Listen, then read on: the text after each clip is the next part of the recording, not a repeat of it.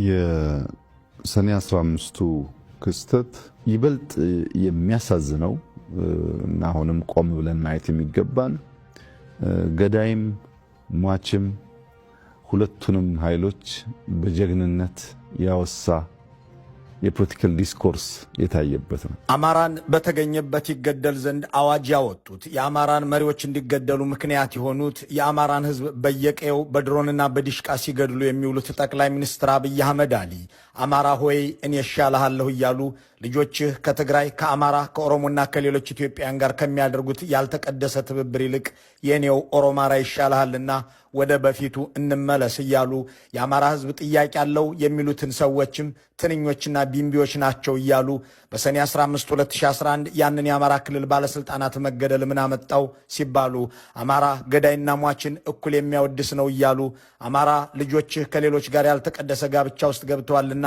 እኔ ቅዱሱ እሻልሃለሁ እያሉ አማራ ሆይ ልጆችህ ወልቃይትን ውሰደው እያሉ ነው እያሉ እየቀጠፉ አማራን ከህወሓት እኩል ከማድረግ ይልቅ ከኦህዴድ በታች አደረግሁበት የሚሉትን ስሌት እየተኮራሩበት በዚያ የናምባቸው መኮንን መገደልን ባወጁበት የአማራ ቴሌቪዥን ከዓመታት በኋላ እንደገና ብቅ ብለዋል።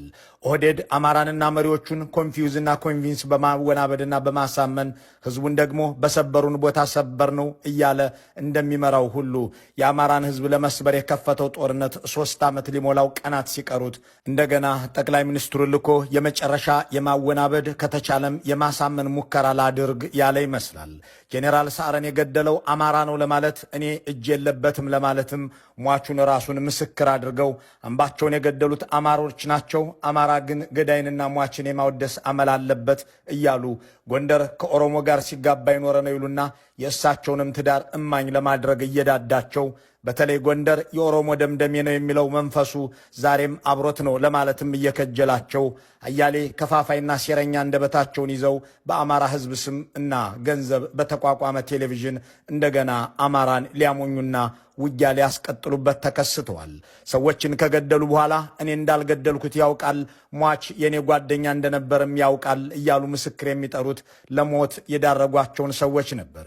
በሳቸው በሚመራ ኮማንድ ፖስት በህይወት እንዳይያዝ ብለው ያስገደሏቸውን ጀነራል አሳምነው ጽጌን እኔ የዋልኩለትን ውለታ የእናቱ ልጅ እንዳልዋልለት ያውቃል፣ እኔ እሱን አላስገደልኩትም ብለው እንደካዱት ሁሉ ሃጫሉ ሁንዴሳን ማንም ሳያውቀው ሚስጥረኛ ጓደኛ ነበር ብለው ሟችን ምስክር መጥራታቸው አይዘነጋም። ይችን ጠቢያቸውን ዘንድሮም ደግሟት አምባቸው ከ2003 ጀምሮ ኦሮማራን ለመመስረት ከኔ ጋር እየተገናኘ ይመክር የነበረ ጓደኛዬ ነው ይላሉ። ይህንን ሲሉ ለምስክርነት የሚጠሩት ራሱን ሟቹን አምባቸውን እንጂ በሕይወት ካሉት አንድ ሰው እንኳን አይደለም። ከ7ኛ ክፍል በኋላ የት እንደተማሩ አይታወቅም እየተባለ የሚነገረውንና የሚጻፈውን ለማስተባበል ያልቻሉት አብይ ሃይስኩል ላይ ከጀነራል ሰዓረ ጋር ተምሬ ነበር ብለው ጀነራል ሰዓረን ምስክር ይጠራሉ። ከሞቱ በኋላ በ2011 ባለስልጣናትን ለግድያ የዳረገውን ሁነት ካዋለዱ በኋላ አማራ ክልልን በምስለኔዎቻቸው እየተቆጣጠሩ እንዳወደሙት ሁሉ በትግራይ ህዝብ ላይ እልቂት ሲያውጁ በመጀመሪያ በትግርኛ እንደተናገሩት ሁሉ ዘንድሮ ደግሞ በአማራ ቴሌቪዥን ቅኔ፣ ሽምግልና፣ ደቦ ወዘተ የሚባሉ የማህበረሰቡን እሴቶች እየጠቃቀሱ ብቅ ብለዋል። ቅኔው ወደ ኦሮማራ ካልተመለስህ በደቦ ዘምትብሃለሁ የሚል መሆኑ ነው። ኦህዴድና ዴፓ ኦሮማራ ብላችሁ ሚሊዮኖችን ለእልቂት የዳረጋችሁ ናችሁና የአማራን ህዝብ ያለ መሪ ድርጅትና ሰው እንዲቀር ያደረጋችሁም ናችሁና እናም ወደዚህ ወደ ጥፋት መንገድ የምንመለስበት እግር የለንም የሚል ምላሽ ቢኖርም ይህንን ጉዳይ እንተውና ለማ መገርሳን ለግድያ የሚፈልጉ ጠቅላይ ሚኒስትር አምባቸው መኮንንን አልገደልኩም ሲሉ መታመን አለባቸው ወይ የሚለውን እንጠይቅ። ደግሞስ እኒህ ሰሚ ያጡ የሚናገሩት ውሸትና ግጭት፣ ሴራና ተንኮል ብቻ ከመሆኑ የተነሳ አድማጭ የቸገራቸው ናቸው የሚባልላቸው ጠቅላይ ሚኒስትር በዚህ ወቅት ይህንን ቃለ ምልልስ ለዚያውም ከአማራ ቴሌቪዥን ጋር ማድረግ ለምን አስፈለጋቸው የሚለውን እናንሳ። የዚህኛው ጥያቄ ትክክለኛ ምላሽ በሁለተኛው የቃለ ምልልሱ ክፍል እንደሚገኝ ይጠበቃል። አማራ ሆይ ለምን ከትግራይ ጋር መዋጋቱን ተውከው ተጋደልልኝ እንጂ የሚል ጥሪ እንደሚሆንም ከተላለፈው ማስታወቂያ መረዳት ይቻላል። እናም በቀዳሚው ቆይታ ላይ እንመርኮዝና አንድ በአንድ የሴራቸውን ድር ብትንትና አድርገን እንመልከተው።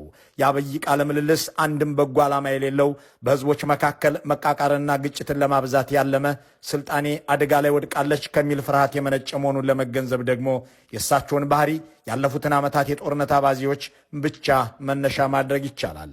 ከአብይ አማሮች አንዱ የሆነው የአማራ ቴሌቪዥን ስራ አስኪያጁ ለጠቅላይ ሚኒስትሩ ያነበበው የመጀመሪያው ጥያቄ የሴራው መጀመሪያ ነው። ለመግቢያ የማደርገው ጥያቄ በኢትዮጵያ ታሪክ ውስጥ የአማራና የኦሮሞ ህዝብ አብሮ የመኖር ታሪክ እንዲሁም በሀገር ግንባታ ላይ የነበራቸውን አስተዋጽኦ እንዴት ይታያል የሚለውን ጥያቄ እንደ መግቢያ ወስጀዋለሁ። የዚህን ጥያቄ መንፈስ ብቻውን መተንተን የአብይ አህመድን የአማራ ቴሌቪዥን ቃለ ምልልስ ምክንያትና ዓላማ ለመረዳት ያስችላል። አንድ ጠቅላይ ሚኒስትር በአገሪቱ ውስጥ ካሉት ከ80 ብሔረሰቦች ሁሉ የአማራና የኦሮሞ ግንኙነት ብቻ ለምን ተለይቶ ዋና ጥያቄ እንደሆነለት ቀረበ? የአማራ ህዝብ ግንኙነት ያለው ከኦሮሞ ህዝብ ብቻ፣ የኦሮሞም ህዝብ ከአማራ ጋር ብቻ ሲገናኝ የኖረ ነውን? ይህንን የዘር ትንታኔ መስጠት የአንድ ጠቅላይ ሚኒስትር የቤት ሥራ መሆን ነበረበትን? እነዚህን ጥያቄዎች ለመመለስ ስናሰላስል እውነተኛውን ምክንያት ራሳቸው ይነግሩናል። እኔ ከአምባቸው ጋር በ2003 ዓ ም ኦሮማራን የመሠረተው ነኝ። እሱም እኔን ለሥልጣን አብቅቷል። ያ ሁኔታ ግን አሁን ተለውጦ አማራ ከሌሎች ኃይሎች ጋር ያልተቀደሰ ጋብቻ ውስጥ ገብቷልና ኦሮማራዬ ይመለስልኝ አይነት ንግግር ደጋግመው ያቀርባሉ በሰፊው። ትንሽ ወደኋላ ይሄዳል። በ2003 ክረምት የከፍተኛ አመራሮች ስልጠና ነበር። በዚያ ስልጠና ወቅት ከአንዳንድ የአማራ ጓዶች አመራሮች ጋር ንግግር የጀመርንበት ጊዜ ነበር። ከለውጡ ጥቂት ወራት በፊት በኦሮማራ እንቅስቃሴ ባህር ዳር መጥቼ ከእናንተ ሚዲያ ጋር ቆይታ አድርጌ ነበር። ያ የኦሮማራ እንቅስቃሴ የተፈለገ የተወደደ አልነበረም። እንደምታስታውሱ ለምሳሌ ዶክተር አምባቸውን ብትወስድ 2003 ጀምሮ ንግግር እናደርግ ነበር ካልኩ ሰዎች አንዱ ነው። ያንን ባክግራውንድ ይዞ ነው ወደ ለውጡ ጉዳይ የገባ ነው ማለት ነው። ኦሮማራ የሚለው የጥፋት ጥምረት በኦሮሞና የአማራ ህዝብ ስም ወደ ስልጣን መምጣት ከዚያም ሚሊዮኖችን መግደል ስለነበር አብይ አህመድን አንግሶ የኦሮሞንና የአማራን ህዝብ ጭምር የሚጨፈጭፍ የክፉ ሰዎች ስብስብ መሆኑ ተረጋግጧል። እናም ኦሮማራ ጸረ ኦሮሞም ጸረ አማራም የሆነ ጥምረት ነበርና ተበታትኗል። በመሆኑም አሁን ኦሮማራም የለም። ኦሮማራ ከዚህ በኋላ የሚቀረው እድል ከቀናው በአብይና ዝናሽ አልጋ ላይ ብቻ ነው። እውነተኛው የኦሮሞና የአማራ ልጆች ጥምረት ከሌሎች ኢትዮጵያውያን ጋር በመሆን አገርን ለመታደግ ሲባል እየተዋለደ ስለመሆኑ በመነገር ላይ ነው። ይህንን ያወቁት አብይም የሞኙን ለቅሶ መላልሰው አበባዬ እያሉ ኦሮማራይን እንደገና እያሉ ናቸው።